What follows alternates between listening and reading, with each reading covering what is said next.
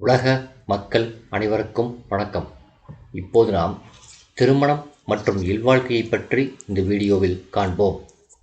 திருமணம் என்பது ஜாதகத்தில் 7ஆம் இடம் எனும் களத்திரஸ்தானம் நிர்ணயம் செய்கிறது. அந்த 7ஆம் இடம் தான் இல்வாழ்க்கையை பற்றி கூறுகிறது.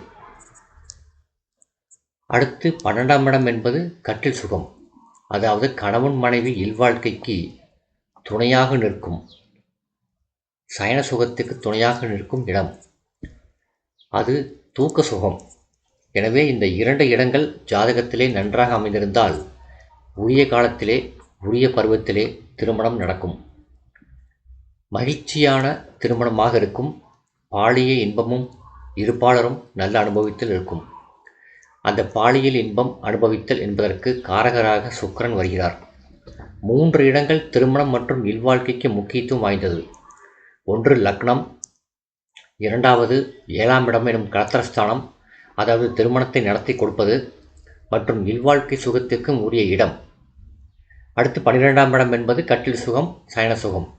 பொதுவாக 7ஆம் இடம் நன்றாக அமைந்து 7ஆம் இடம் சுபகிரகங்களின் அமைவினையும் சுபகிரகங்களின் பார்வையையும் அமைந்திருந்தால் உரிய காலத்தில் திருமணமும் நல்ல இல்வாழ்க்கையும் நடக்கும். தம்பதியர்களிடையே நல்ல கருத்து ஒற்றுமையும் இருக்கும். 12ஆம் இடம் என்பது பல்வேறு நிலைகளிலே சொல்லப்பட்டிருக்கிறது. அது நல்ல சுகத்திற்கும் காரணமாக அமைகிறது. 12ஆம் இடம் பலமிழந்து 7ஆம் இடம் பலம் பெற்று 7ஆம் இடத்து கிரகமும் பலம் பெற்றிருந்தால் மணமக்களிடையே நல்ல இணக்கம் இருக்கும், இருவரிடையே நல்ல அன்பும் இருக்கும். ஆனால் படுக்கை சுகம் குறைவாக இருக்கும். படுக்கை சுகம் குறைவதற்கு பல்வேறு காரணங்கள் இருக்கிறது. அது தம்பதியர்களுக்குள் ஏற்படும் உடல்நல கோளாறுகளாக இருக்கலாம். தம்பதியர்கள் வெளியூர்களில் பணியாற்றலாம், அல்லது இருவருமே பணியாற்றி களைப்படைந்து அதிலே ஆர்வமின்றி கூட இருக்கலாம். எவ்வளவோ விஷயங்கள் அதிலே உள்ளடங்கியிருக்கிறது. எனவே 12ஆம் இடம் கெட்டாலும் 7ஆம் இடம் 7ஆம் இடத்திற்குரிய கிரகமும் நல்ல நிலையை பெற்றிருந்தால் கண்டிப்பாக தம்பதியரிடையே பரஸ்பர அன்பும் உதவியும் நேசமும் கண்டிப்பாக இருக்கும். இல்வாழ்க்கை என்பது குடும்ப சுகத்தை குறிப்பது. சுக்கிரன் முக்கியமானவர். சுகபோகங்களுக்கு சுக்கிரன் முக்கியமானவர். எனவே 7ஆம் இடம் சுத்தமாக இருக்க வேண்டும், அல்லது சுபகிரக வீடாக இருக்க வேண்டும். 7ஆம் இடம் எந்த இடமாகவும் வரலாம். அது நேரடியாக லக்னத்தை பார்க்கும். லக்னமும் 7ஆம் இடத்தை பார்க்கும். 7ஆம் இடத்தை சுபகிரகம் பார்க்க வேண்டும். 7ஆம் இடம் தீதுபடாமல் இருக்க வேண்டும். 7ஆம் இடத்து கிரகம் எந்த அசுப கிரகமாக இருந்தாலும் அந்த 7ஆம் இடத்து அதிபதி ஆட்சி பெற்றிருந்தால் அந்த ஆட்சி பெற்ற கிரகத்தை ஒரு சுபகிரகம் பார்த்தால் மகிழ்ச்சியான இல்வாழ்க்கை இருக்கும். உரிய காலத்திலே திருமணம் நடைபெறும். ஒரு அசுப கிரகத்தை சுபகிரகம் பார்க்கையிலே அங்கே சுபத்தன்மை கூடும். ஒரு அசுப கிரகத்தை ஒரு அசுபர் பார்க்கையிலே அங்கே அசுபத்தன்மை கூடும். அடுத்து 7ஆம் இடத்து கிரகம் 7லேயே இருக்கலாம், நல்ல பலனை தரும். ஆனால் கண்டிப்பாக ஒரு சுபகிரக பார்வை, சுபகிரக இணைவு இருக்க வேண்டும். 6, 8, 12ஆம் இடத்திற்குரிய அதிபதிகளின் தொடர்பு அறவே இருக்கக்கூடாது. இவ்வாறு இருந்தால் அது பல்வேறு இடையூறுகளை உருவாக்கும்.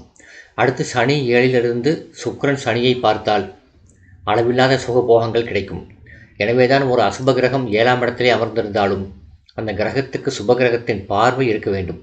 அவ்வாறு இருந்தால் அந்த ஜாதகர் நல்ல சுகபோகங்களை அனுபவிக்க முடியும், நல்ல இல்வாழ்க்கை அமைப்பையும் பெற முடியும். அடுத்து 7ஆம் இடத்திலே சனியும் சந்திரனும் இருந்துவிடக்கூடாது. 7ஆம் இடத்திலே சந்திரனும் சுக்கிரனும் இருந்துவிடக்கூடாது. 7ஆம் இடத்திலே சந்திரனும் குருவும் ஆகாது. அப்படி இருந்தால் அங்கே பல பிரச்சனைகளை உருவாக்கிவிடும். சுக்கிரன் 7லே இருக்கலாம், சுகபோகங்களை அனுபவிக்கலாம். ஆனால் சுக்கிரனை சுபகிரகங்கள் பார்க்க வேண்டும். தனியாக சுக்கிரன் இருந்து பயனில்லை. அந்த சுக்கிரனை ஒரு அசுபகிரகம் பார்த்தாலோ அல்லது சுக்கிரன் ஒரு அசுபகிரகத்தின் சாரத்தை பெற்றாலோ பல்வேறு இடையூறுகளை திருமணத்திலும் இல்வாழ்க்கையிலும் உருவாக்கியே தீரும்.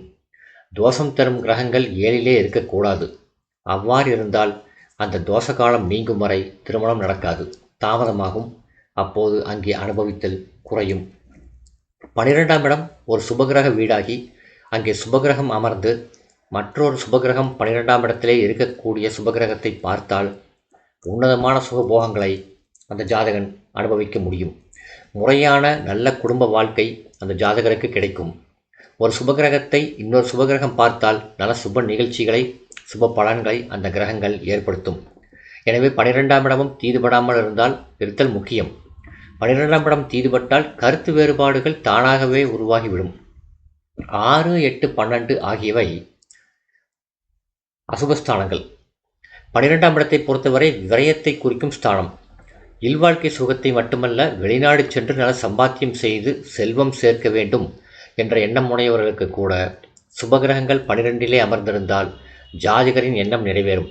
எனவே 12ஆம் இடத்திலே ஒரு சுபகிரகம் இருக்க வேண்டும். 12ஆம் இடத்து கிரகம் 12லேயே ஆட்சியானால் அந்த ஆட்சி பெற்ற அந்த 12ஆம் இடத்து கிரகத்தை ஒரு சுபகிரகம் பார்த்தால் வயதானவனாக அந்த ஜாதகன் இருந்தாலும் இல்வாழ்க்கை சுகத்தில் அதிக ஆசையுடையவனாக இருப்பான், ஈடுபாடு உடையவனாக இருப்பான். எனவே 12ஆம் இடத்திலே ஒரு அசுபகிரகம் இருந்தால் பல்வேறு விரயங்களையும் தரும், பல்வேறு குழப்பங்களையும் ஏற்படுத்தும். எனவே 7ஆம் இடம், 12ஆம் இடம் சுகபோகங்களுக்குரிய சுக்கிரன், அந்த 3 பேருடைய அமைப்பும் இல்வாழ்க்கையை பற்றியும் திருமணத்தை பற்றியும் தெரியப்படுத்தக்கூடிய ஒரு அமைப்பு. பொதுவாக லக்னத்திலே சுபகிரகம் இருந்து 7ஆம் இடம் எவ்வாறு இருந்தாலும் கூட அந்த சுபகிரகம் 7ஆம் இடத்தை தூய்மைப்படுத்தும். லக்னத்தை சுபகிரகம் பலப்படுத்துகிறது. அந்த சுபகிரகத்தின் பார்வை 7ஆம் இடத்து கிரகத்துக்கு ஏற்படுவதால் அந்த 7ஆம் இடம் பலப்படுகிறது. அசுப கிரகங்களும் பல்வேறு நிலைகளிலே நன்மைகளை செய்கிறார்கள். சுபகிரகங்களும் பல்வேறு நிலைகளிலே அசுப பலன்களை தரும் நிலையிலே அமைவதும் உண்டு. எனவே கிரகத்தை பொறுத்து பலனில்லை, அந்த கிரகங்களின் அமைப்பு தான் முக்கியம். பொதுவாக நல்ல சுகபோகங்களை பெற வேண்டுமானால் சுக்கிரன் பலம் பெற்றிருக்க வேண்டும், தீதுவிடக்கூடாது.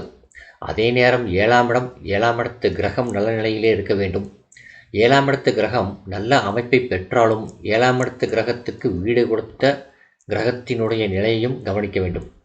பொதுவாக ஒரு கிரகத்துக்கு வீடு கொடுத்த கிரகம் தீதுபட்டிருக்கக்கூடாது, நல்ல நிலையிலே இருக்க வேண்டும். ஆட்சி உச்சம் அடையாவிட்டாலும் கூட சுபஸ்தானங்களிலே அல்லது நட்பு ராசிகளிலே பலம் பெற்று ஒரு சுபகிரகத்தின் பார்வையை பெற்று அமர்ந்திருந்தால் நல்ல பலன்கள் ஏற்படும். எனவே 7ஆம் இடமும் தீதுபடக்கூடாது, 7ஆம் இடத்து கிரகமும் தீதுபடக்கூடாது. அந்த ஸ்தானாதிபதியும் பலம் பெற்றிருக்க வேண்டும். 7ஆம் இடத்திலே 2 சுபகிரகம் இருந்தால் மேன்மை. 7ஆம் இடத்திலே ஒரு சுபகிரகம் இருந்து லக்னத்திலே ஒரு சுபகிரகம் இருந்தாலும் மேன்மை. 7ஆம் இடத்திலே ஒரு அசுபர் அமர்ந்து லக்னத்திலே 2 சுபகிரகங்கள் இருக்கலாம். 7ஆம் இடத்தை ஒரு பாபர் பார்க்கக்கூடாது. 6, 8, 12ஆம் இடத்து கிரகங்களுடைய தொடர்பு சுக்கிரனுக்கோ அல்லது 7ஆம் இடத்துக்கோ அல்லது 7ஆம் இடத்து கிரகத்துக்கோ ஏற்படக்கூடாது. இவ்வாறான ஒரு அமைப்பை ஒரு ஜாதகம் பெற்றிருக்குமானால் கண்டிப்பாக அந்த ஜாதகருக்கு உரிய வயதிலே திருமணம் நடைபெறுவது தள்ளி போகும், சுகபோகங்களை அனுபவிக்க முடியாது. பொதுவாக 7ஆம் இடம் தீதுவிடும் போது அங்கே கணவன் மனைவிக்குள் கருத்து வேற்றுமை ஏற்படும். அதே நேரத்திலே 7ஆம் இடமும் 12ஆம் இடமும் தீதுபடுகிறது என்றால் மாலை நேரம் வரையிலும் கணவனும் மனைவியும் உறவாடி மகிழ்ந்திருப்பார்கள். இரவு நேரமானவுடன் இவர்களுக்குள்ளே ஒரு சண்டையை உண்டு பண்ணும். அவ்வாறான ஒரு நிலையை அது உருவாக்கிவிடும், அது கண்டிப்பாக உருவாக்கும். 7ஆம் இடமும் கெட்டு 12ஆம் இடமும் கெட்டிருந்தால் கணவன் மனைவிக்கு ஒரு அன்பு, ஆதரவு, சுகபோகம் இல்லாத ஒரு நிலையை ஏற்படுத்தும். எனவேதான் 7ஆம் இடம், 12ஆம் இடம், சுக்கிரன் இந்த மூன்று அமைப்பும் நல்லபடியாக ஜாதகத்தில் அமைந்திருந்தால் கண்டிப்பாக நல்ல குடும்பம், நல்ல இல்வாழ்க்கை, உரிய வயதிலே திருமணம், உரிய வயதிலே புத்திர பேறு போன்ற பாக்கியங்களை அந்த ஜாதகர் பெற முடியும். லக்கினம் பலமடைய வேண்டும். எந்த ஒரு நல்ல பயனும், எந்த ஒரு சுகமும், எந்த ஒரு யோகமும் ஒரு ஜாதகருக்கு கிடைக்க வேண்டுமானால் லக்னம் லக்னாதிபதி பலம் பெற வேண்டும். லக்னம் என்பது விதி, அது நன்றாக இருக்க வேண்டும். விதி தீதுபடாமல் இருக்கும்போது எல்லாமே நல்லபடியாக நடக்கும். எனவே லக்னம் பலம் பெற வேண்டும், 7ஆம் இடமும் பலம் பெற வேண்டும், 7ஆம் இடத்து கிரகமும் பலம் பெற வேண்டும், 12ஆம் இடம் பலம் பெற வேண்டும், சுக்கிரனும் பலம் பெற்றாக வேண்டும். இவ்வாறான அமைப்பை பெற்ற அந்த ஜாதகர் கண்டிப்பாக நல்ல இல்வாழ்க்கையையும் நல்ல திருமண வாழ்க்கையையும் பெற்று